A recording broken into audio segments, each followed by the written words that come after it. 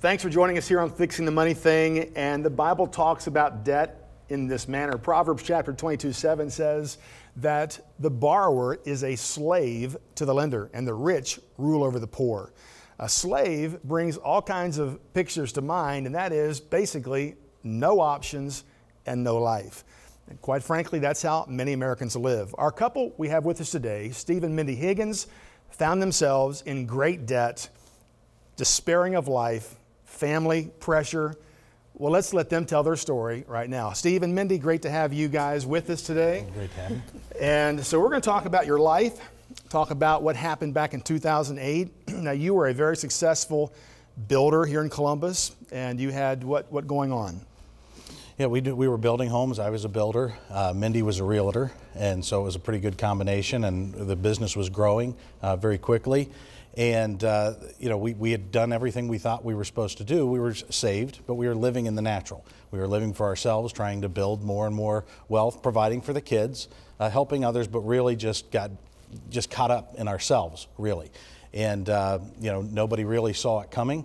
And out of the blue, both the things here in Ohio that tended to be pretty good, both crashed at the exact same time. And that's so the building market. The building market, the real estate market, and even our retirement that we had put in mutual funds and things of that nature, which seemed like a very conservative, well-planned strategy, all crashed at the exact same time. So you had, what, almost a $500,000 saved? That's correct. And you're on top of the world, you're expanding every year, you're building more buildings, real estate's going well. Yep.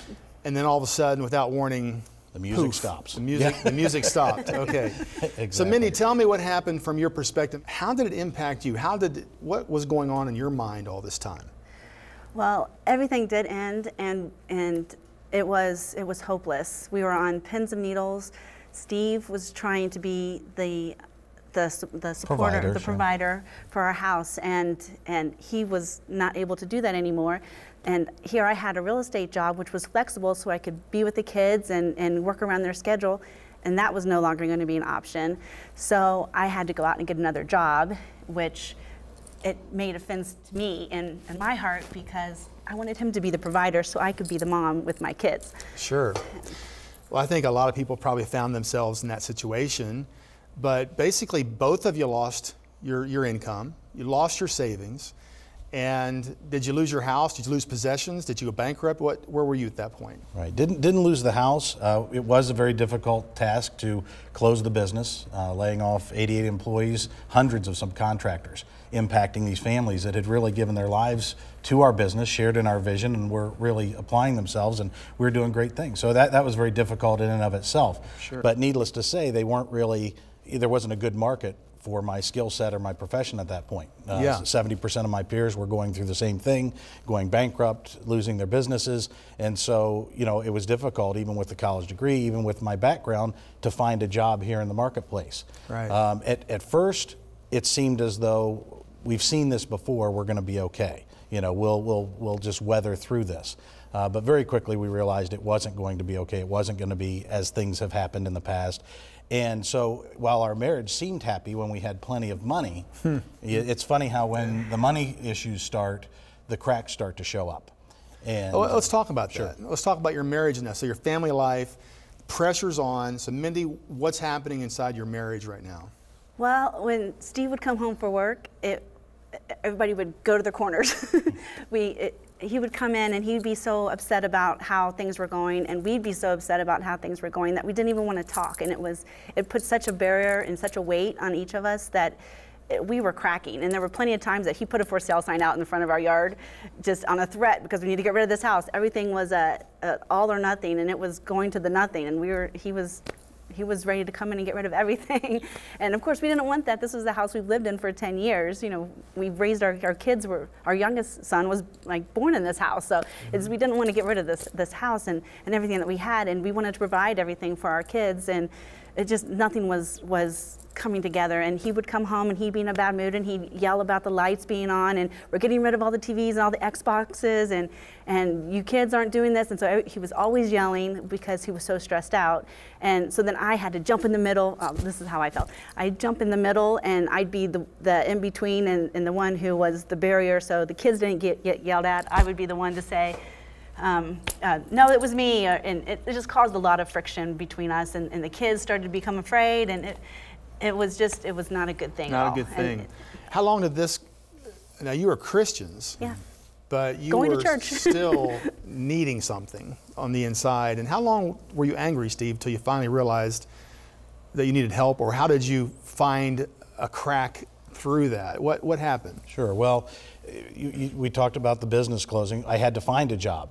You know, a lot of times people just sit around and they don't do anything, but we didn't have an option. We weren't going to, go backwards. So I just started looking for jobs, and I took what I could find.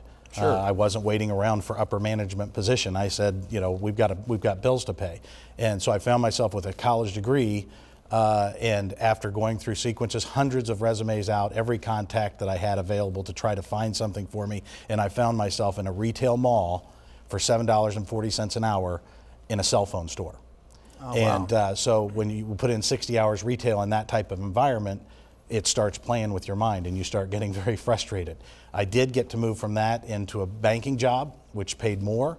In fact, what many people would consider very well paid. The problem was it was still a third of what we needed to pay our bills every month. So we continued to sink and sink. I was struggling trying to keep up with some of the younger guys that maybe had better skill sets with computers and challenged with that. And so the stress each day, I would come home like she described. I was just both hands kind of barely on the wheel, just trying to survive. And I intercepted an email one time from her that said, to a friend that said, here he is again, bursting through the door, veins popping out of his head. I just want to run and hide.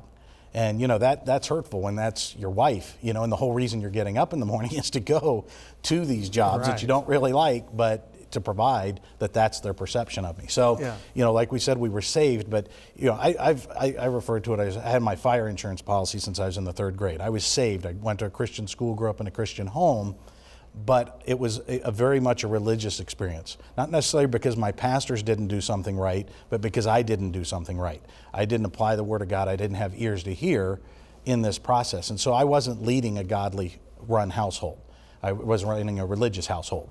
And so basically once we got to the end of the marriage, she didn't want to be with me any longer, which I understand based on the circumstances we described.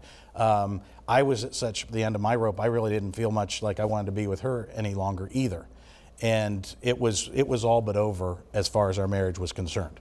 We actually would wake up in the morning wishing that we were dead, believing that if we were dead, it would be better for the other person. Well, I don't know that we were really concerned about the other person, but we were concerned about the kids at that point. Well, we did actually have an argument once about who it was that was going to kill themselves. And it was just so bizarre that I'm like, no, you need to stay because the kids need you. No, they need you because you're their mom. I mean, it's bizarre. Yeah. And so really, while we say there was really no love, there was obviously love there, we were just or else so we wouldn't have depressed. been concerned about that. So, yes. But that's where we found ourselves. And so, we had gone to marriage counseling, and the first marriage counselor was a secular counselor that really didn't have quite the right direction for us.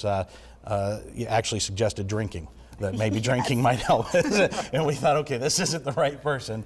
So we sought a marriage counselor that had a little bit more of our background in terms of our religious beliefs and spiritual beliefs at that point. And so she met with us for a while, and she basically could really quickly identify this was a debt-related issue, and this was our circumstances we were in. And she said, if you didn't love each other, one of you would have already been gone. She said, you can keep coming here if you want. And she goes, I love taking the $150 an hour. She says, but what you really need is to get plugged into a local church.